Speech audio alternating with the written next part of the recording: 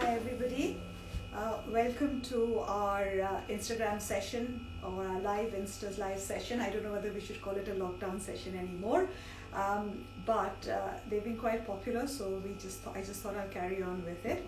So welcome to all the people who are joining in. We are going to do something very simple today, but very classic. So lots of people have called up and said, how do I make a normal, very easy chicken curry? So a classic chicken curry, that's what we're going to make today. It's going to have nothing apart from your stove-covered ingredients and obviously some chicken and potatoes. In Calcutta, it's called a murgi jhol. Murgi means chicken, jhol means gravy, and it's meant to be eaten with rice. You can even dip your chapatis and have it at night. Again, very, very simple, very classic and very easy, and you only need 3 or 4 things, so we'll talk about that. So we'll just wait for a few more people to join in, and then I'll talk you through about it, but I'll give you a little bit of history about curry. So the word curry, everyone thinks that curry is some fixed recipe, and a curry is a bit like stew or casserole. It differs from household to household. It differs from the recipe changes, depends where you are, and you have families that come down with these recipes. The word curry comes from the word kari, which is K-A-R-I, which actually means spiced water. It's a Tamil word curry, and it's obviously been then anglicized to a curry. So let me talk about what we are going to use for our chicken curry today. So I've got chicken here, and what I have is I've got chicken which is skinless, but it's on the bone, because a proper chicken curry is done with chicken which is on the bone. So all I've done is I've just, you can ask your butcher to get a chicken, take the skin off and cut into 8 pieces. This has got thigh pieces and leg pieces, so it doesn't have any breast piece. So I've literally bought the chicken, cut it in half and taken the skin off. So that's your chicken. We've got about 8 pieces here. And because we're going to be putting potatoes, I've got some baby potatoes in here, and you can see that all I've done is we've cut it in half and put a little bit of turmeric on it and left that. In terms of ingredients, onions, 1 onion finely chopped, 1 large tomato finely chopped, about 2 teaspoons of ginger garlic paste in here, a little bit of turmeric, and we've obviously got the MK chicken or meat masala, which is a blend, but if you don't have it, don't worry about it.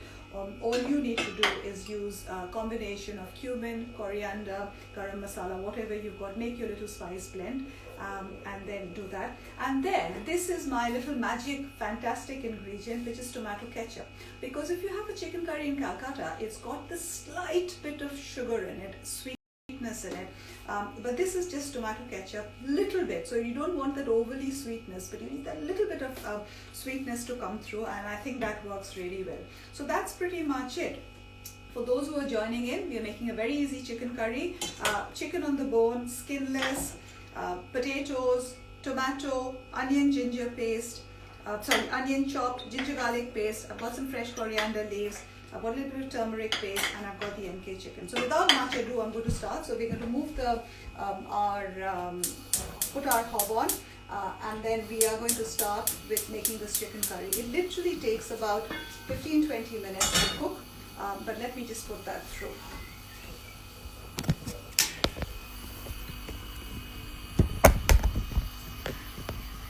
And hopefully today you should be able to see the hob better, because I've put the light, I put a filter on the light. So there's our pan, heavy bottom pan as usual. I always think that buy the best pan that you can, and this is a really, really heavy pan because it gets the heat to circulate evenly, and we are going to put our oil on this. So as usual, I'm going to do it with ghee, and here we've got the MK organic ghee that we use. Can you switch that light off, please? No, thank you. Just move that light. If you switch the 2 lights off on the top, that should be good. So that's the MK organic ghee that we are using. Yeah, you can see that. I do like the color of this. Oil hot, and then we are going to put about 1 tablespoon of ghee into it. So let me just find a tablespoon and come in a minute.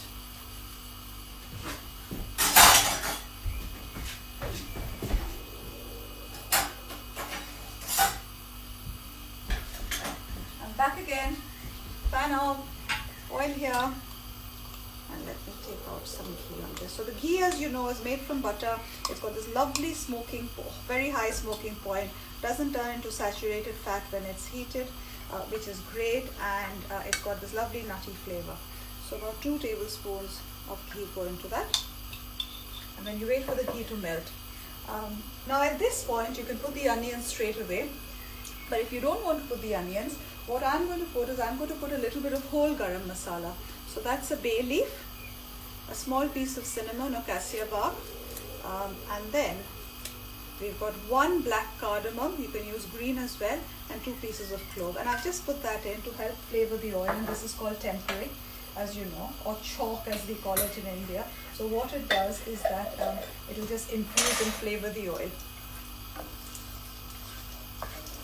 Okay, be careful if your oil is hot, this thing just might go pop, so make sure that it doesn't come and hit you in the eye or something. Often you might have exploding cardamom coming and hitting you. So that goes in, and then the next thing which I will do, as with all curries, is that here's our onion. So I've got 1 chopped onion, waiting for the oil to get a little bit hotter, and then chopped onion goes in. Now you can use onion paste as well. The reason I prefer chopped onion is because I find it cooks easier. With onion paste, it starts sticking, and it gets very difficult to make sure that the onions actually cook. So unless you put a huge amount of oil and you virtually drown the onion paste and fry it, I find it easier to just very finely chop your onion, I'm sorry about that, and put that. So the heat's quite high and the onions being fried.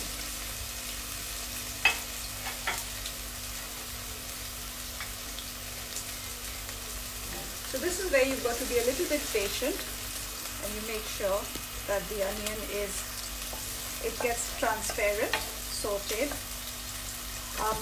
My mother would often put sugar at this point, and what she would do is that just helps caramelize and add some color to it, and it gives a tiny hint of sweetness. I'm obviously not putting sugar because I'm going to be putting ketchup in it.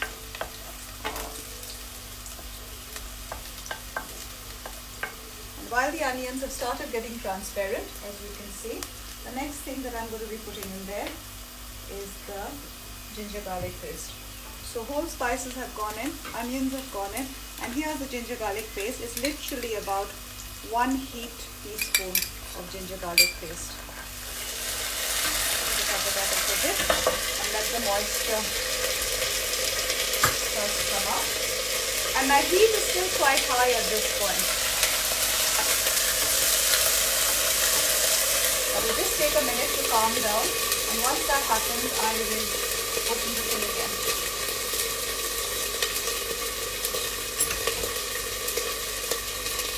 You can see the water is actually evaporating from the ginger garlic paste, and it's going to start calming down a bit, and it stops spluttering, at which point I will open the hood again.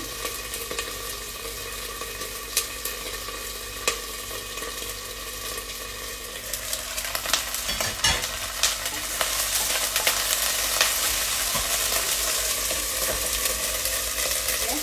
And then I'm going to put a little bit of turmeric at this point, and literally 1 small teaspoon of turmeric powder.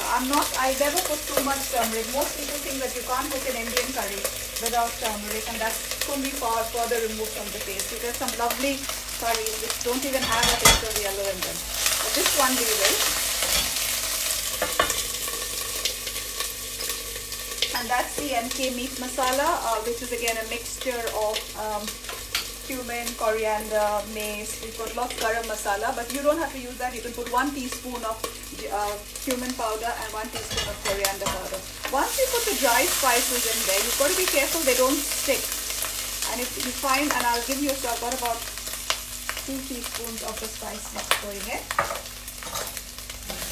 So I've reduced the heat now. This is the point at which you don't want the thing to burn. So, but you do have to fry your masalas. So your masalas are being fried. And then what I'm going to do is I'm going to add a bit of salt, teeny bit of salt to it. And then at this point, I'm going to first put in tomatoes. So I've got 1 fresh tomato that I just put in, and it's a good way to also use up any tomatoes that are ugly, wobbly, fast to sell by date. So it's a good way to do that. Fry that up. And you can even do this stage and keep it if you don't want the house to smell or anything. So this is when the house does start smelling of curry. So you can do this, fry the chicken, and then, clear up the house, light your candles, and then before people come, that's when you put a little, leave the chicken curry on to simmer. And so the house then smells lovely without, completely overpowering the house with spices. You see that? And at this point, what I'm going to do is to help it along the way. I've got just ordinary tomato ketchup here. I'm just going to put a squish of tomato ketchup, about 1 tablespoon, and that's it. Yeah, and mix that up. And what that will do is that will give it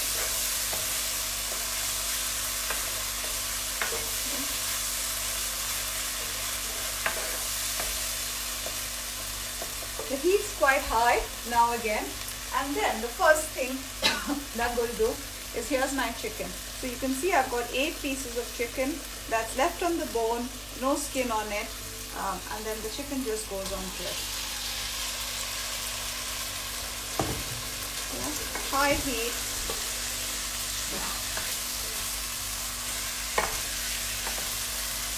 And what you want at this point is you want the heat to be high and you want the chicken to be fried with all the spices, because if you leave it on low heat it will sort of broil, whereas if it's on high heat the pieces will get brown, and what it also will do is it will sort of seal the meat inside. So high heat.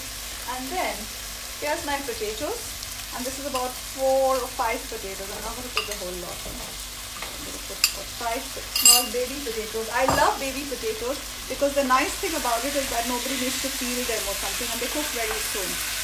So that's the potatoes. And the secret of a curry is that everything has got to be fried really well.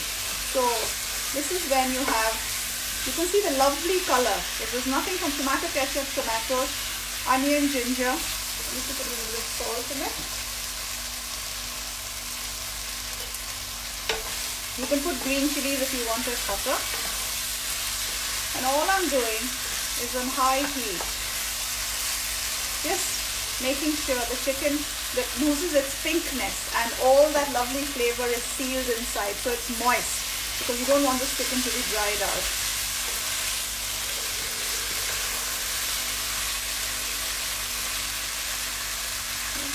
Just let it catch color without stirring it a little bit.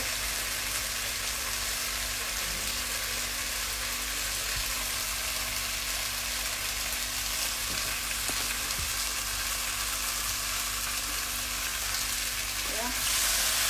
So about 4-5 minutes on high heat.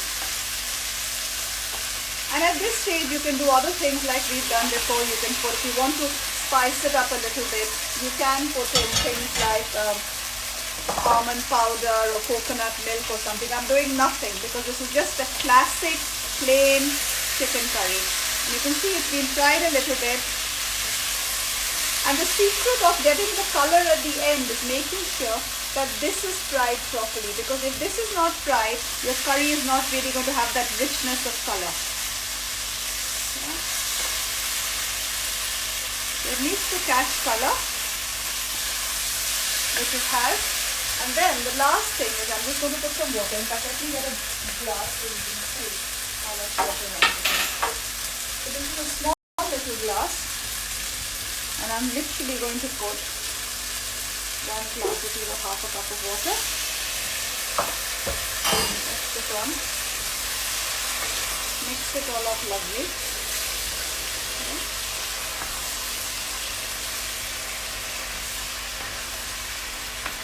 Put a little bit more water, just another water cup.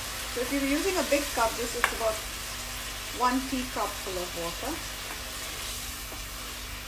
Bring it to a boil.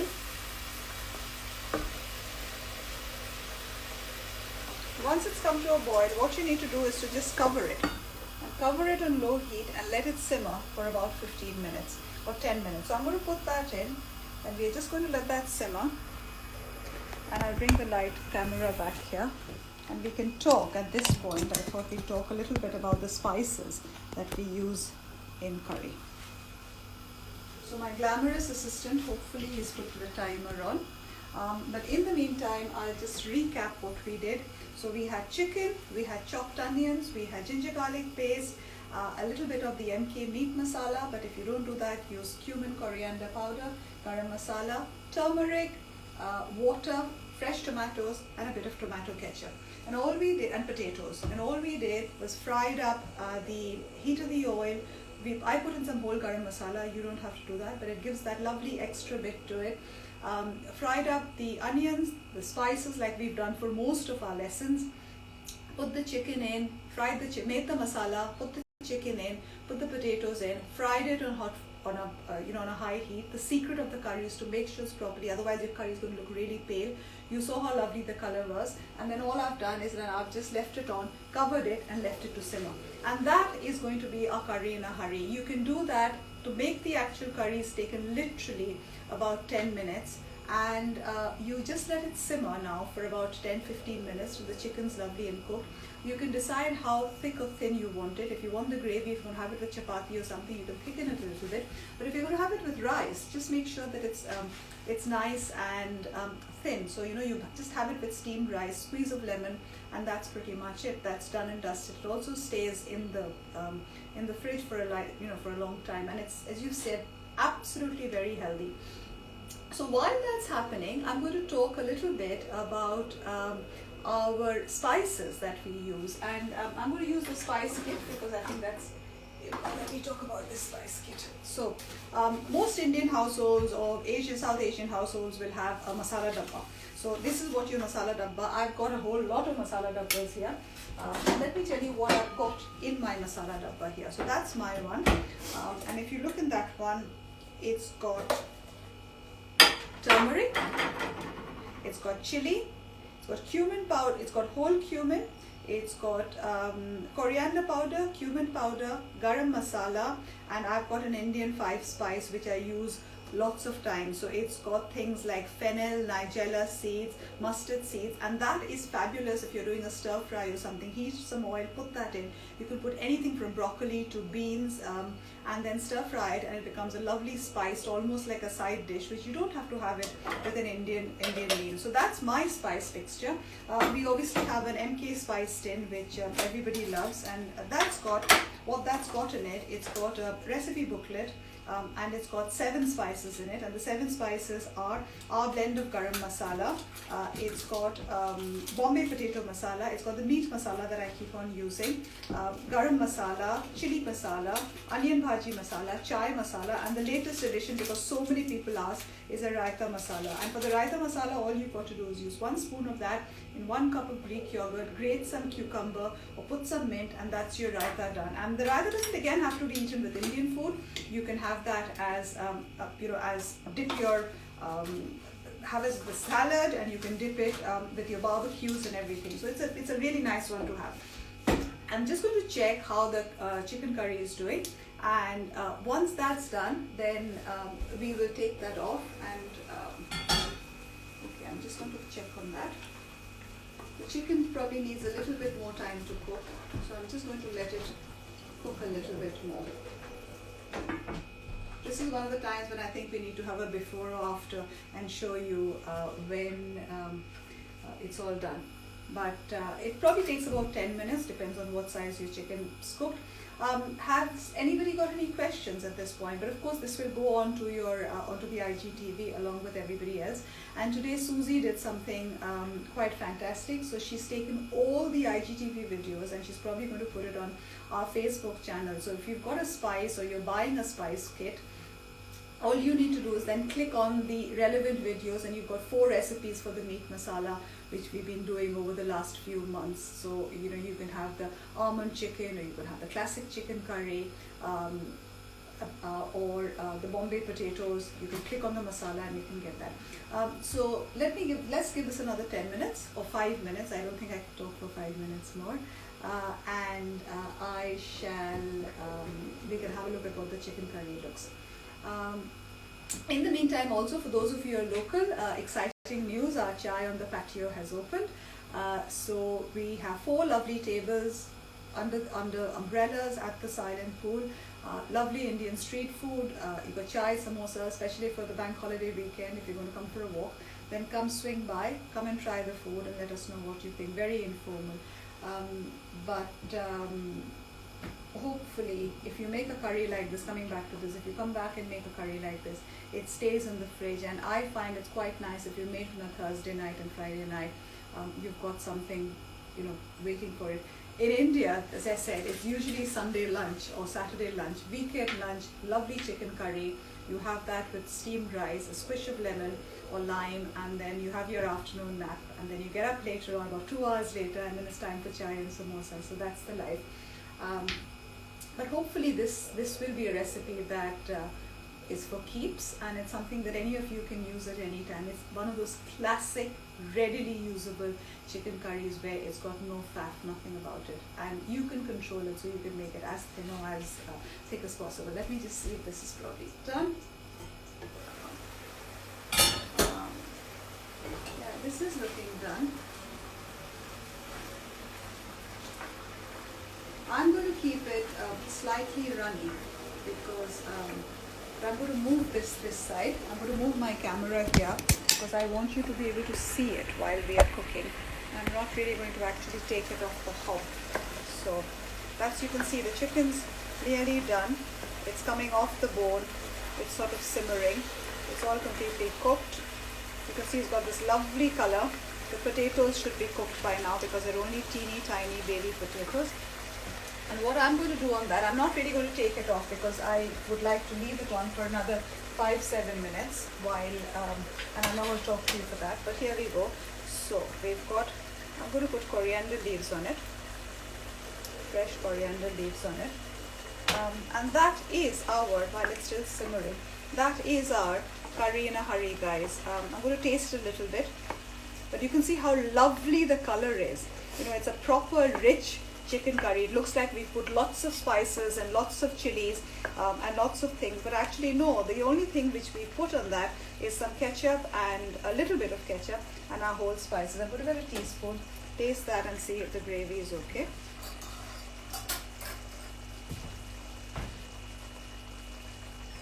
Yep, lovely. It's got a little bit of warmth from the meat masala. It's got the freshness of the coriander. Really, really nice. It's teeny bit of sweet, not very much. It's really nice. So what I'm going to do is I'm just going to let it simmer here for a little bit, for about 10 minutes more, and then I'll take it off. And that should be ready. And what I'll do is right at the end, I'll take a picture of that, of the finished curry, and I'll put that right on the front, so you'll see what the curry is supposed to look like. And then you've got the recipe. So I hope you really enjoy making this, and send us your pictures as usual and your thoughts, and hope you've liked that. So I will switch off now and say bye, and have a wonderful, wonderful holiday week. Have a great bank holiday weekend, everybody. Enjoy the sunshine. If you're up in the Surrey Hills coming and walking, come and speak to us or come and see us, and then I'm leaving you meanwhile with my chicken curry and me. Take care. Bye now.